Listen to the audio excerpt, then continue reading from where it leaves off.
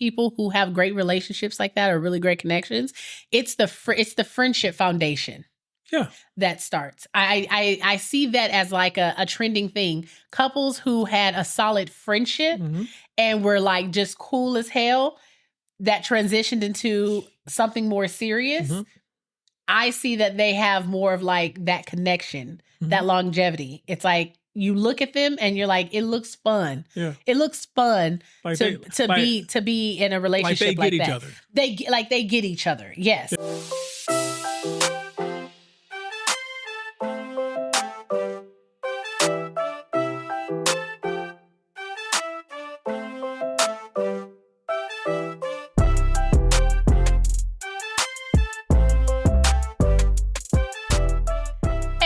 And welcome back to another episode, another week of Life After I Do podcast. With me, your hostess for the mostess. Hoe for the most? That's rude. You my hoe. I'm Nisha G. Okay, Nisha. My hoe. And I'm here with You're here with her hoe. Molito. I'm here with him. Him? That's all right. I'm here with him today. We hoes to each other. That's fine. Okay. It came with the tea set. Right. We are a tea set, guys. Don't forget. Hey, babe. Hey, Booski. Another week. Yeah, another week. How you doing? I'm doing better. Because I ain't You're going to be acting different, huh? Because I ain't sick no more. And I'm going to be acting different. I ain't sick no more. No, I have been sick since last Thursday. It took me out. Yeah. It was a little. Took me out. I was a little. It quite literally took you. Right. It quite literally took you out. I was mad that I was sick. I was disappointed I couldn't go to the gym. I couldn't get my steps in. But you know what? Honestly, you were technically only sick like 2 days. 2.5 days. 2.5 days. But those 2.5 days were rough. Yeah, it was enough to apparently cause dehydration. Oh yeah, I was dehydrated like a motherfucker. Yeah. So, but yeah, I'm happy you're feeling better. Yeah, you know. So now that you're feeling better, my sinuses are back on their kick again. So, but I'm happy you're feeling great. Your sinuses spit hot fire. Yeah. I feel great. Yeah, I feel really good too. I'm back in the gym these last couple of days. Mm-hmm. You know, I'm down some weight. I'm acting different. He's been flirting with his new waistline. Don't be. I ain't been flirting like that. They gonna think I'm out here flirting with people. I ain't been flirting like that. I'm just saying, we was at the gas station. Yeah. And God. We were at the gas station, guys, and he was sitting there trying to assist another woman with how to pump her gas. And when I mentioned it to him when he got in the car, I was like, "Ooh, look at you flirting with your new waistline." He was like, "She just needed a little help." And it wasn't just her. They were a couple, her and her husband. And I was talking to them. And I was like, okay, is there a reason why he don't know how to pump gas? First of all, I was talking to the couple. It was their first time getting gas digitally on their phone. They're used to putting the card in. Yeah, they should have figured that out before they pulled up to the pump. You act like I was talking to her. I was talking to the couple. I didn't see a guy. I'm just taking his word for it. I didn't see a guy. So, but outside of this is coming from the person who walked across the gym to talk to him. First of all, I did not walk across the gym to talk to him. Okay. I did not. All right. I did not. He was mouthing something to me. I couldn't hear him. And you paid attention enough to know that he was mouthing to you. I couldn't hear what he was saying. He could have been telling me the building was on fire and he wanted to warn me and only me. How was I supposed to know? Okay. Well, what we got today? I'm not even going to ask you about what we got to that dumbass comment. What we got today? Because I ain't got the patience for this bullshit that you about to sprout right now. I'm just saying. He's going to tell only you. He was probably trying. Listen, he was probably trying to warn only me because I'm the only one in the gym that he likes. Look here, Rihanna. Okay. I'm not calling you Rihanna. I'm talking to the I know you're not calling me Rihanna. I'm talking to the actual Rihanna. Okay. We will be purchasing no more of your products. Why? my Fenty workout outfits. We will not be buying anymore. Apparently, he thinks it draws a little too much attention when I work out in my Fenty. She want to be a hoe. What? Got her whole vagina out in the gym. Oh my gosh, that is not true. Knuckle just showing. I wear a sports bra and leggings like everybody else. Do you? Yes, I do. Mm-hmm. Now, I can't help big purring. I can't help the way these lines are cut on these pants. Okay. I can't help where they chose to place the seams on these pants nowadays. Okay. Anyway, I can't help that. Anyway. I can't. The highlight of my week would have been Saturday. If she wouldn't act such a damn fool afterwards. Saturday? You mean Sunday? Sunday. You're right. Sunday. But you have to give her a little leeway. So this past Sunday, baby girl had her first gymnastics competition ever. In the middle of the goddamn playoffs. Her first like real competition, statewide invitational. And she really didn't know what to expect. Even though we've had conversations for a year as to what to expect. Now, before doing actual like invitational and meets, they always do mock meets at their gym, right? So she's used to competition where it's at the gym. It's with the gymnast that she sees, 4 times a week. Like that's what she's used to. I think in her mind, she go, I know I'm better than these people. Well, so not only that, because amongst, the people that she's been quote unquote competing with at these mock competitions at her gym, she's always like first or second, or, she's always on the podium. Yeah. So I think when we transitioned into actually going to competition, she's thinking to herself like, oh, I've always come in like first or second. So, but she has realized like it's a different ball game. There was 5 different states there, I believe, like Rhode Island, Arizona. It was us,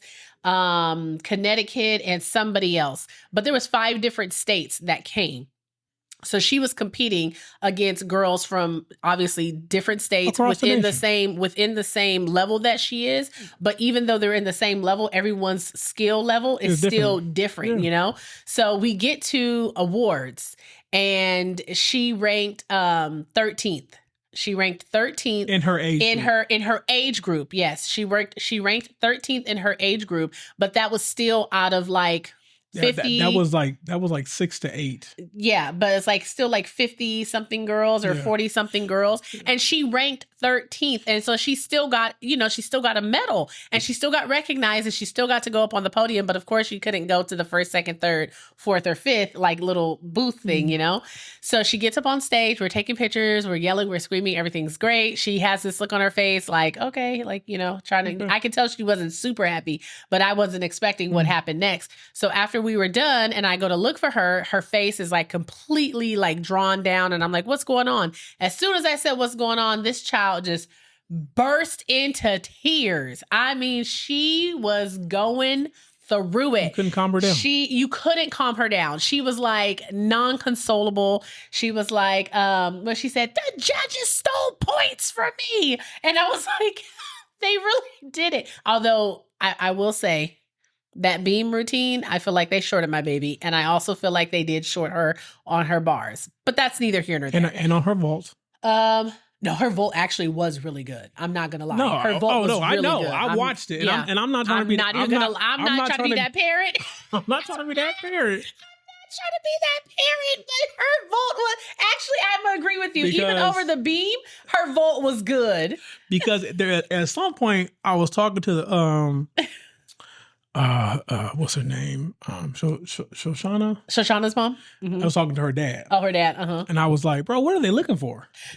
Because I don't see like it you don't see where the deductions are coming from? I don't see where the deductions are coming from. Yeah. I don't see how someone who did worse than she did got damn near the same score. Yeah. I'm like, how are they are they blind?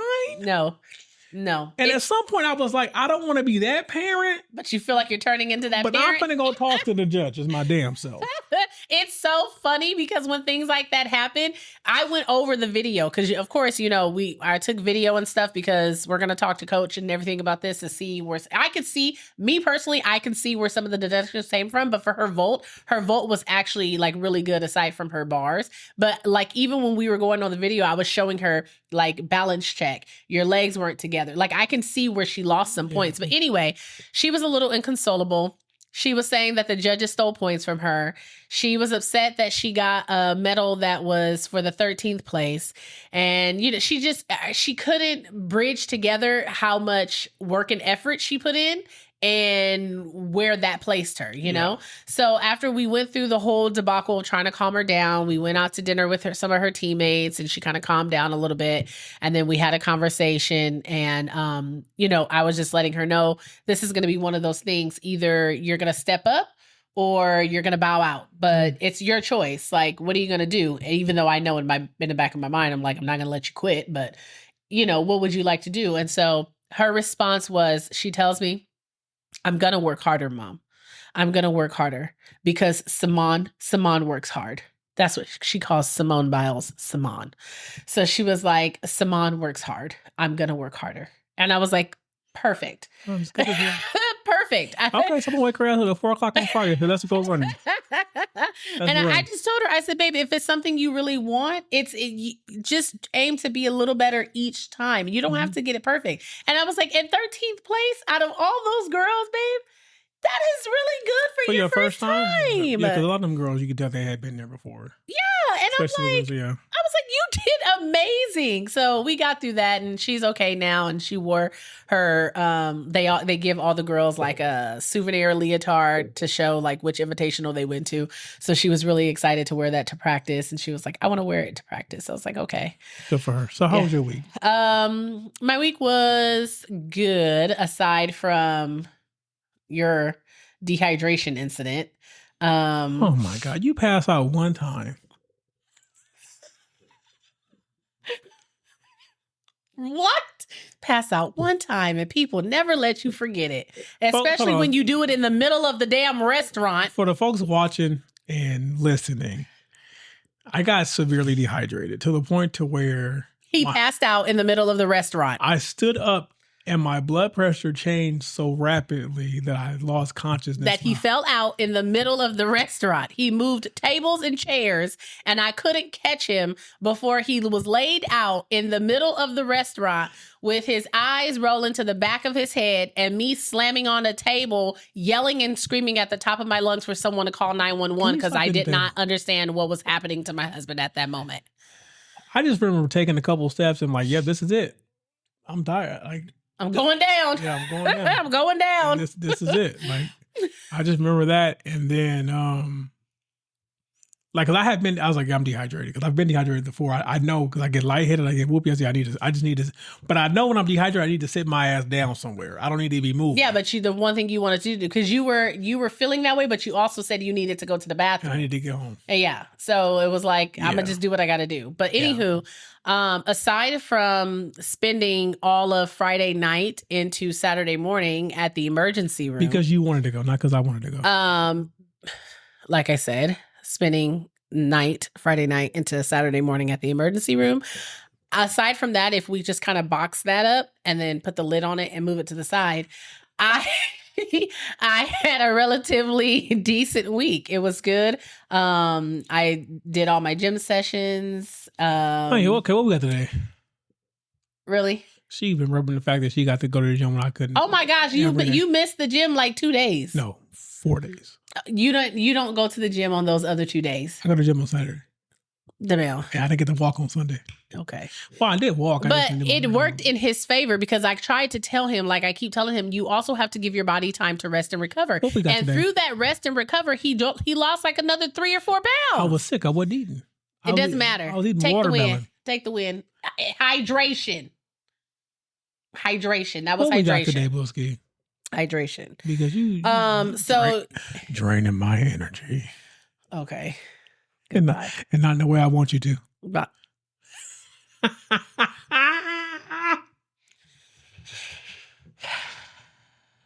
help us all. Anyway. Since you are my person. Am I? Yeah. You are my person. And some would say my soulmate. I know you said that I am your soulmate. Yeah. I wanted to talk about the myths or the realities of soulmates. Like, is it a real thing? And how that plays a part in relationship, dating, and marriage. Okay. Right? It sounds like I'm not your soulmate and you want to go look for him. That's what it sounds like. But go ahead. No, that's not it. That's exactly what it sounds like to me. That's not. You're my person. You're my soulmate. Being your person, being your soulmate, two different things. I just said you were my both. Oh, yeah. Okay, we'll see. I guess only life will tell. Yeah, I guess so. Anywho, do you know where the terminology or the term soulmate stems from? Where it came from? Yeah, I do. Soul Where? Train. Okay. Don Cornelius. No, babe. Soulmate. Soul Train. That's Soul Train. Oh my gosh. Same Anyway, thing. okay, listen. So the concept of soulmates date back to Greek mythology, particularly Plato's Symposium, where humans were once whole beings split into two by the gods. Ever since, we've supposedly have been searching for our other half. Oh, is that why we say other half?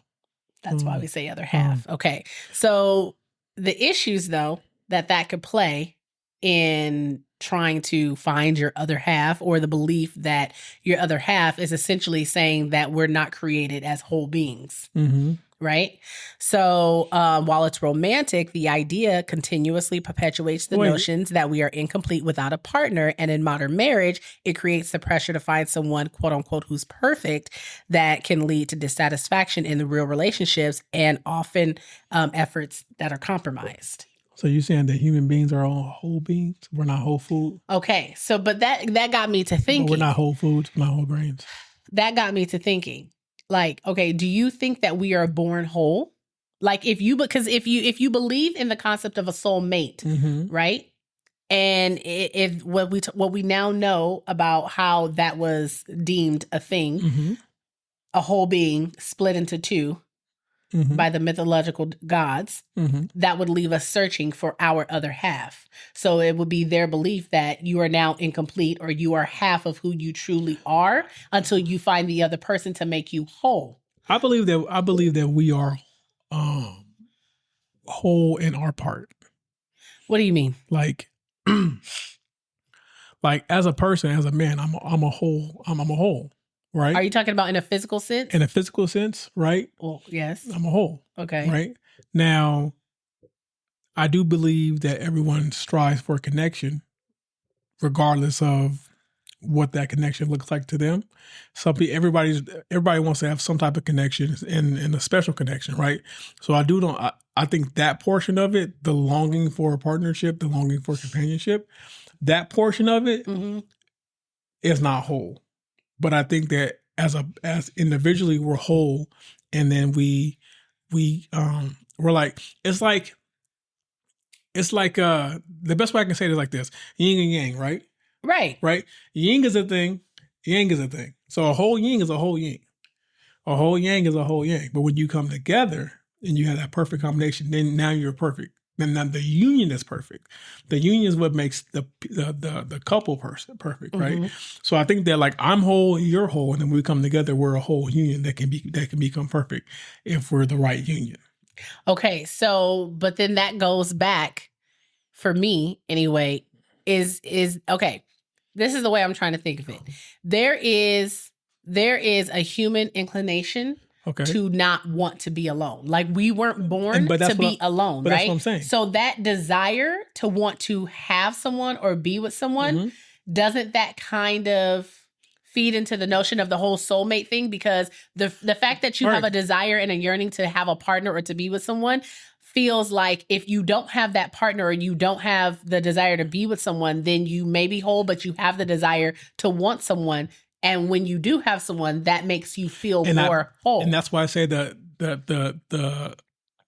wanting the connection, right? That's similar to what you're saying, the desire, right? Everyone wants a connection with someone special, right? That's the desire. And that someone special, you very much well interpret that as that person being your soulmate, if the connection is strong enough, right? Okay. But what I'm saying is, you also have people who are content without finding that soulmate, because they don't either believe that person exists, or because they've been through so many doors that didn't lead to that they've given up. But that doesn't take away the desire necessarily. Right. It doesn't. Well, they can tell themselves that, but that's not humanly how we're wired. But they're satiated to a degree. Okay, that's fair. You know what I'm saying? That's fair. So that when I say I do believe that it's the whole. I look at it as the 1 + 1 = 1 equation, right? I'm a whole, you're a whole, but together we are also a whole. Okay. Right? And we're just different parts of that whole, right?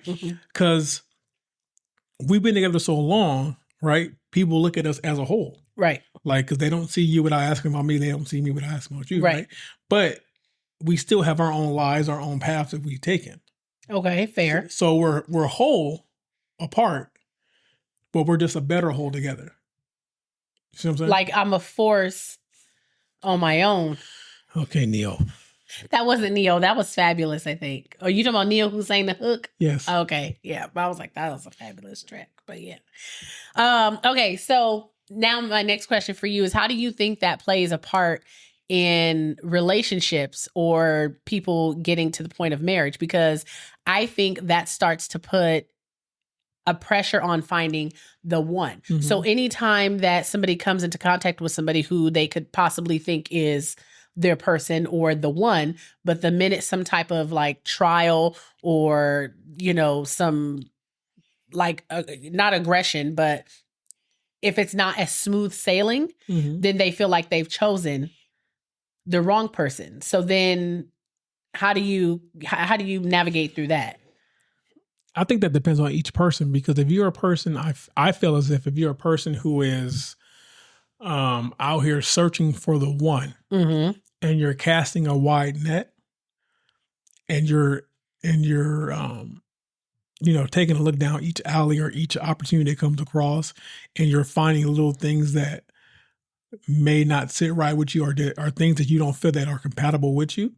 I feel like, especially if you have this clock in your head, I feel like the pressure to just say, oh, you're my one, without the proper vetting, right, can lead to disaster. I do believe that can lead to disaster, because I think at that point, your focus is hindering your pursuit, right? Because I also subscribe to the fact, to the notion that the ones for you will enter your life when it's time for them to enter your life, right? Yeah. I feel like no matter how much you long for that soulmate or that person or your connection, I feel like that person will enter your life once you're ready for that person. Now, that may mean you may have to work on yourself, or that may mean you may meet that person and that person not where you thought they would be. So, because I also do believe that people give up on relationships too soon, because like you said, it's gotten a little hard. There's been some conflict. There's been some conflict. There's been some rocky situations, and now they don't have the strength to persevere through that, right? And then in hindsight, because you hear it all the time, in hindsight, they go, man, that actually, what felt bad at the moment actually wasn't really that bad. Right. It only felt bad because it was happening to me.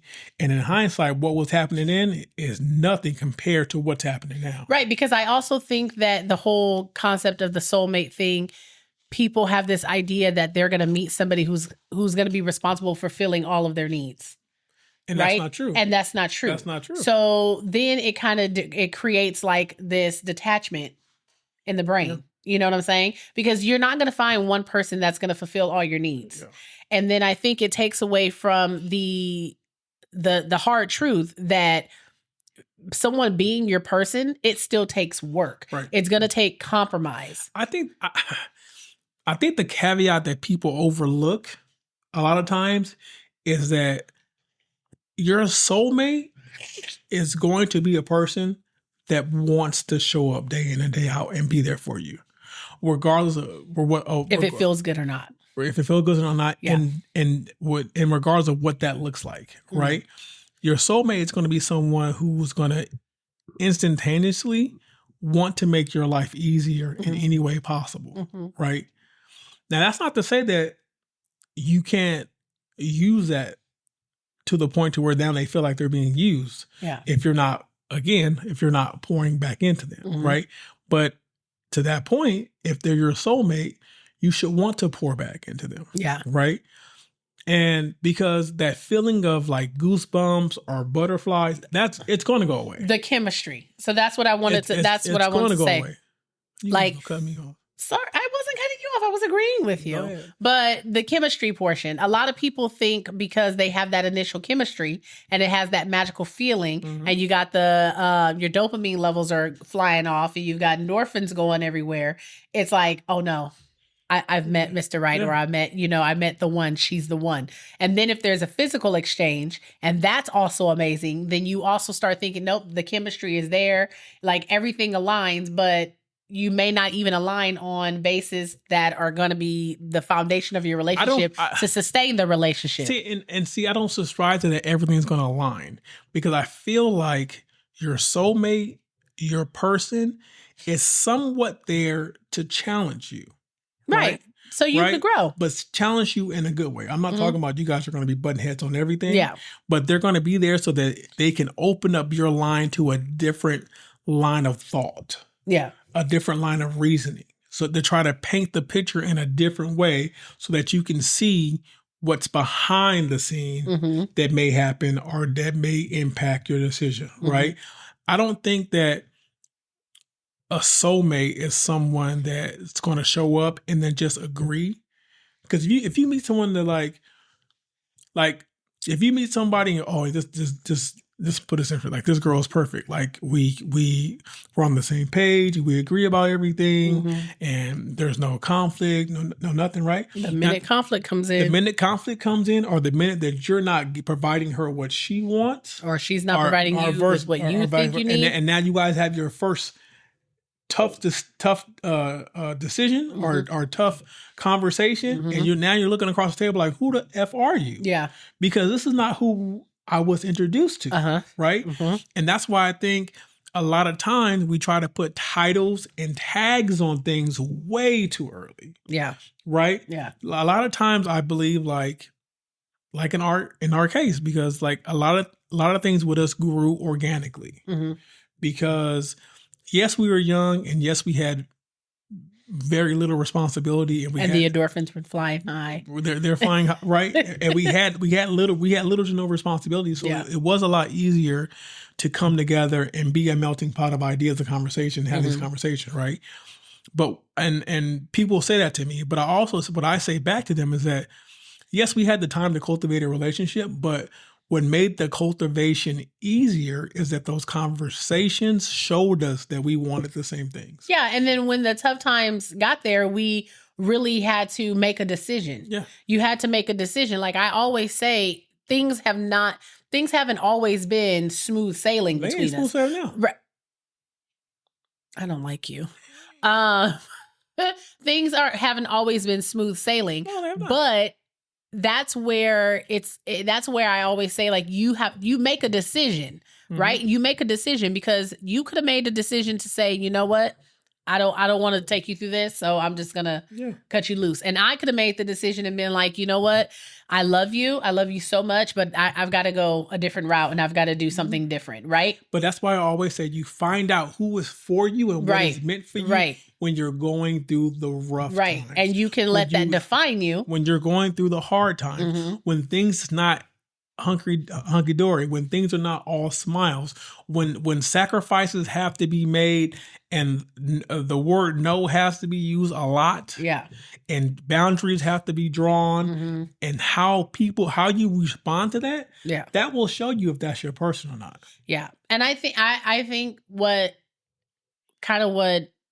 the decision to stay and to be in this until the wheels fall off for me is the compatibility of our shared values, right? Like, which have changed. Which have changed a little bit, but at its core, we still agree on the fundamental things about our lives. Yes. You know what I'm saying? And I think that's where people can lose sight of. Like, yes, your partner is going to change. Yes, you may look at them one day and be like, damn, I don't think this is my soulmate. I don't think this is my person, because their ideas may have changed, or how they view the world may have changed a little bit. But if at the core, their fundamental foundations, things that are really, truly important to you, like your family structure, how you guys are deciding to live your life, how life is managed and organized, like the spirituality, faith, all of that.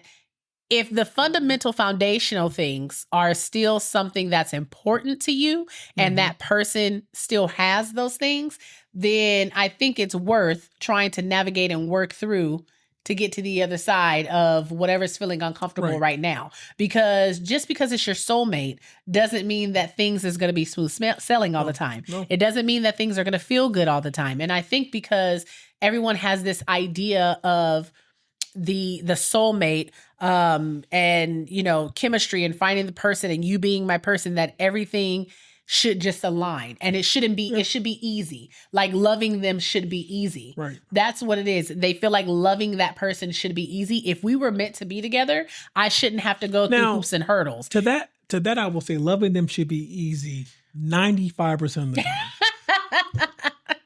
Because, you know what I mean. Because you're gonna have your differences. Yeah. And you're gonna look at across at your partner and say, what the are you talking about? Yeah. What are you doing? I'm not doing this. I'm not okay with this. Yeah. Right.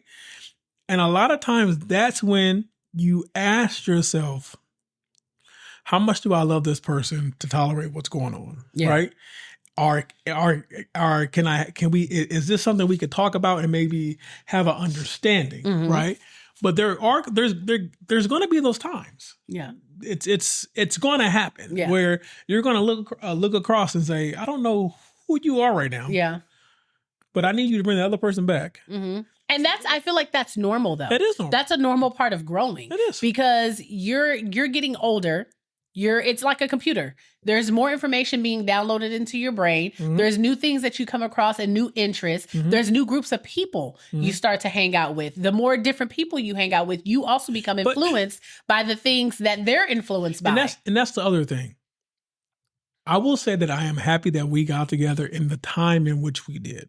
Oh yeah, I always say that. I feel like the climate today, being able to look at someone's social media and then come up with a reality about that person when you don't know anything about that person. On their day-to-day lives. Because some people really believe that everything someone posts on social media is how they really live it. Is the facts of their life, right? Yeah. So I do feel like nowadays there are more things to weed through to kind of understand what's reality and what's the play. You know what I'm saying? What's the falsehood here? What's the doing it for the gram, so to speak, right? So to that point, I say, it may be harder in this age, because back when we got together, there was nothing but a phone line, and seeing you and text messages. Right? We had texting. The very beginning of text messaging. Yeah, calm down. We had more. Listen, I had a flip phone. We had more AIM than Texas. Okay. Yeah. Oh my gosh, I used to love AIM. But we actually had to sit down and have conversations before we could formulate real solid opinions about each other. Yeah. And I feel like today you can formulate opinions about each other just by social media, just without even talking to you. I can formulate, oh, she posts like this, or she did this. I don't like, you know what I'm saying? Like, and then now you have a whole nother level and category of factors that come into play when choosing a partner. Yeah. Because now you have to, you're competing with a much broader group of people because of the connectivity of the world now. Yeah, that's true. So that kind of takes me to my next question for you. Before, I had to compete with people in maybe a 50 square mile radius. That's right, DeVille. Now it's like, okay, so that makes me beg the question: are soulmates created or are they found? I think it's a combination of both. Okay, because I believe in love at first sight. Because I experienced love at first sight. So I believe in that, right? But I also believe that soulmates can be found, because I do feel like our good friends, I'll say their names, whatever. Our good friends, Kevin and Amanda, right? Yeah.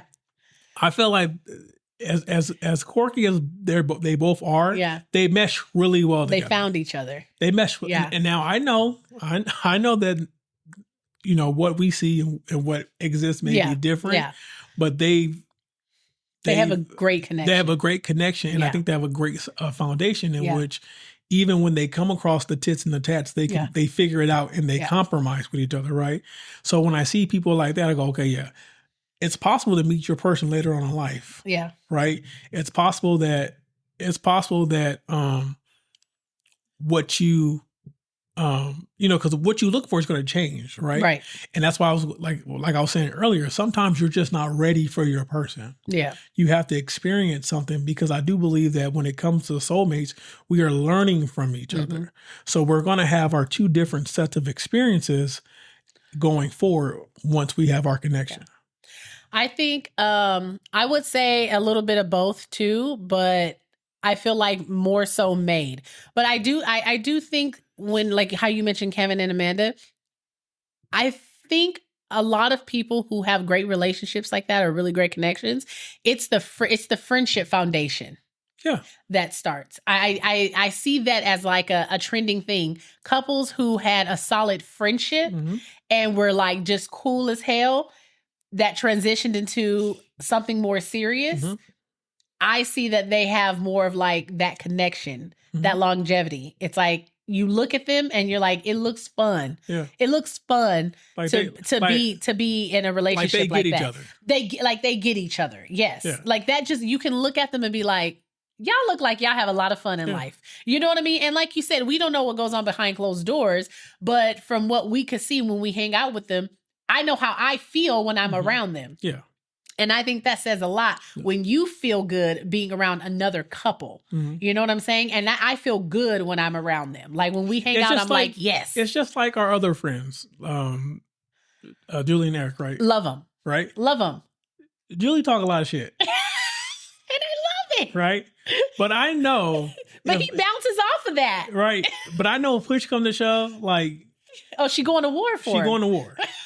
Like, and he's going to war. He's going to war for her. Yeah. And so it's like, but when you see couples like that, you go, oh, they just get each other. They get each other and they work. Yeah. Right. And so that's what I'm saying. Like, a lot of times these things are discovered early. These things are discovered later. Yeah. But I always feel like once you discover that, you're going to discover that when you're ready. Right. But that's why I also say I do think soulmates are made. Right. Yeah. I do think they're made too, because off of the just off of the shared experiences that we have and we've gone through in a relationship, all of those valleys that we experience, and when we come out on the other side, it's almost like we've been strapped up with additional armor, and it's almost like a badge of honor that we get to have for ourselves and look at ourselves and be like, yeah, we did that. And so it makes you feel like you don't want nobody to try to come in and get in between that. You know what I'm saying? So it makes you feel more proud. It makes you feel a little bit more valued in your relationship. And I think that's what the part of making the soulmate is, because come hell or high water, I know you're going to be here. I'm here. And if anybody tries to do anything to hurt, harm, anything towards you, you getting it. Like I'm standing 10 toes down. Right.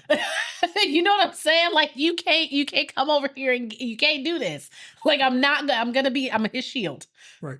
I'm his shield. You know what I'm saying? So I think during those times, that's where the soulmate is made. Yeah. Okay. I mean, that can be two things. Two things can be true at once. Like I Stop said, trying to finish my sentence. No, you try to cut mine off. Stop trying to finish my sentence.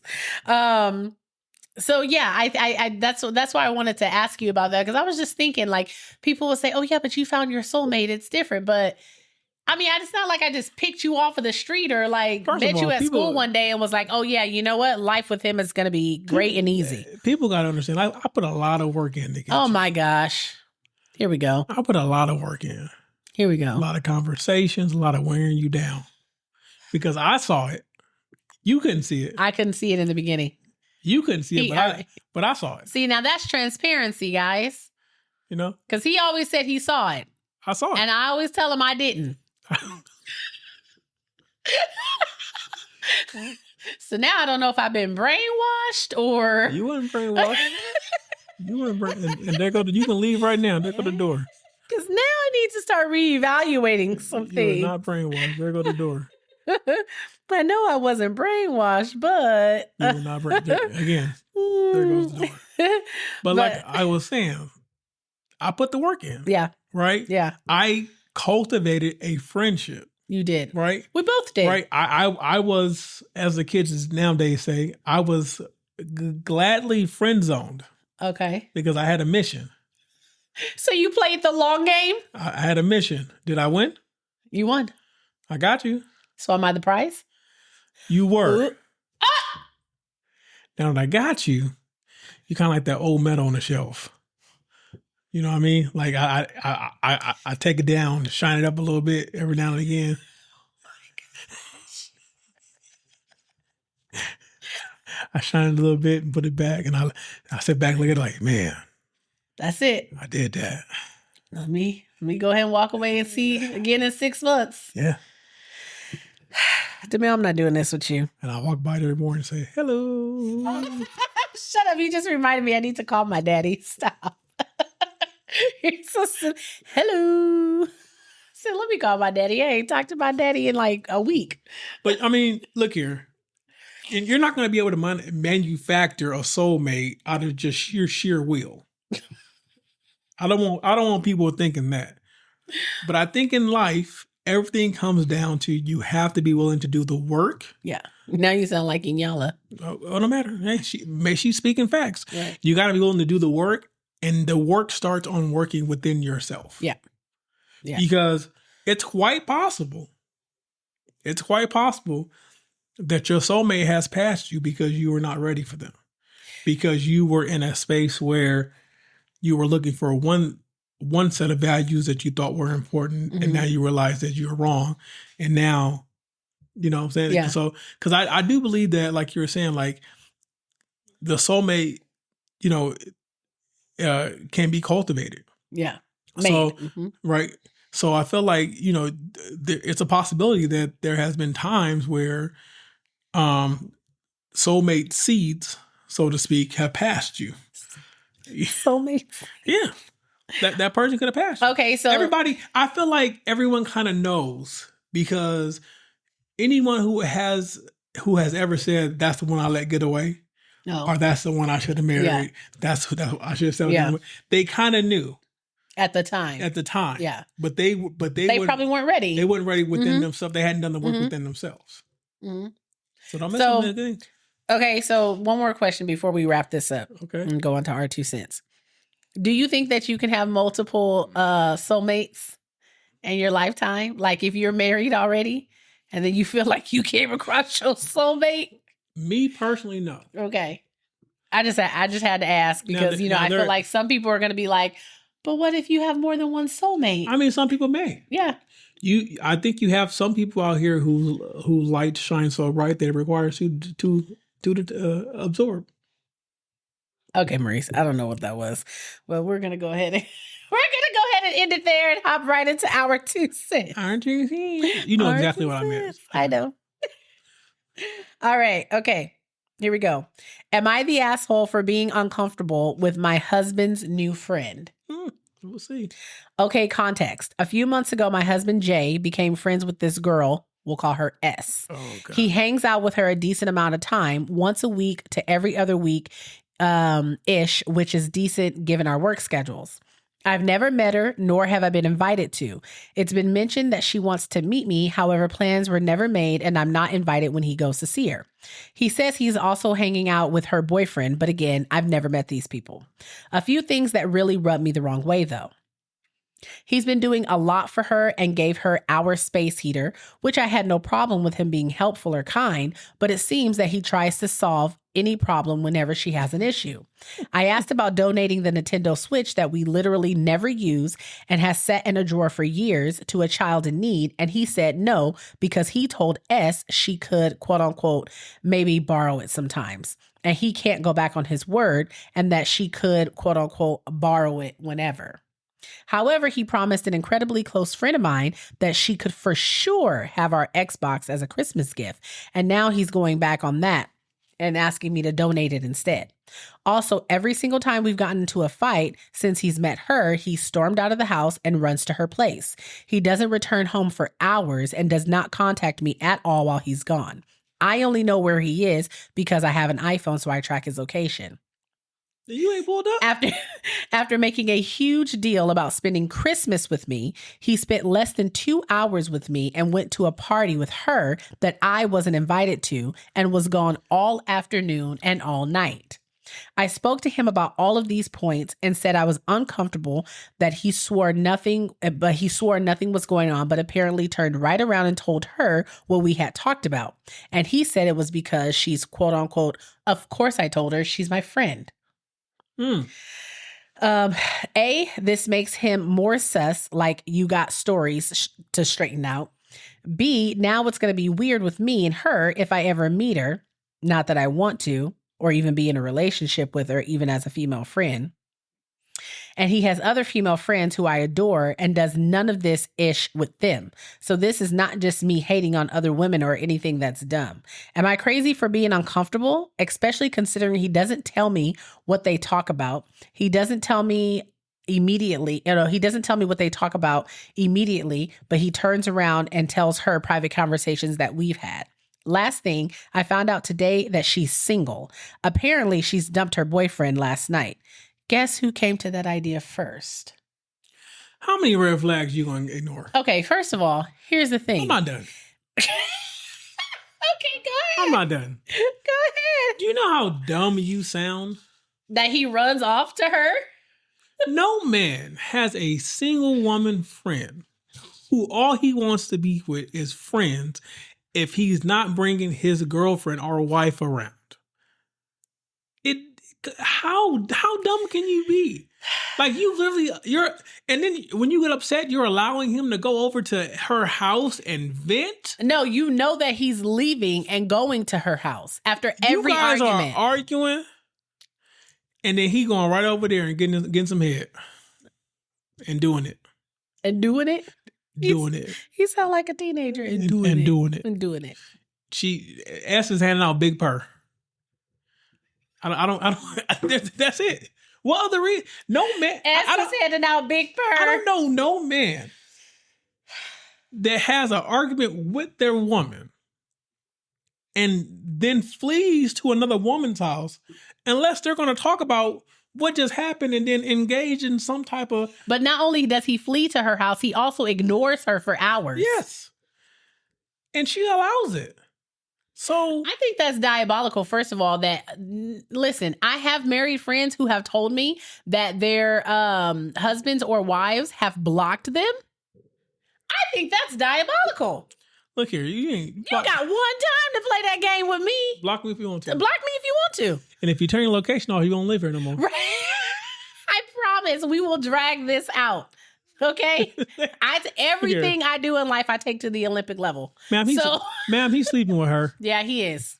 Sorry. And if sorry, not sorry, because you already know that. And if he ain't sleeping with her, he close. He close. He close. Sorry, not sorry, because you already knew that. And while you've been trying to be patient and loving, she's been making room for herself. Yep. I'm pretty sure he gonna start paying a light bill next.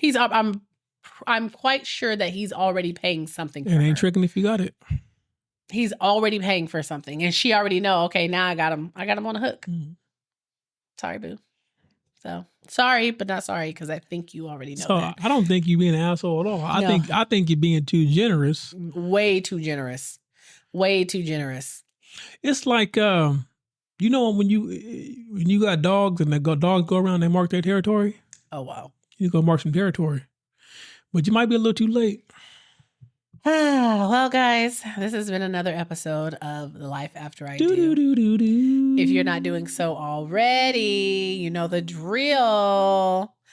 Like, share, comment on all social media platforms, Instagram, Facebook, TikTok, YouTube, all of the above. And I'm happy some of y'all got my message last week about y'all being fake, right? Because I noticed that some of the fake ones just started following the podcast, and I love y'all. I love y'all. You know I'm just teasing you. But No, I she love wouldn't. y'all. No, she wouldn't. No, I'm teasing. I love you though. But I'm just saying, like, come on now. We on 365 and you ain't followed on all platforms yet. But that's neither here nor there. The fact that you did is all that matters. So you're a real one now. And I love you. Welcome to the fam. Hope you're listening to this episode this week. But yes, so if you are not doing so already, for those who are listening, you can like, follow, share, and comment on all social media platforms, guys. You can also write into the podcast at lifeafteridopodcast@gmail.com. You get a new episode every single Wednesday. You get our 2 cents every Monday. And Most Mondays. Most Mondays. And until then, guys. Peace, Booskies.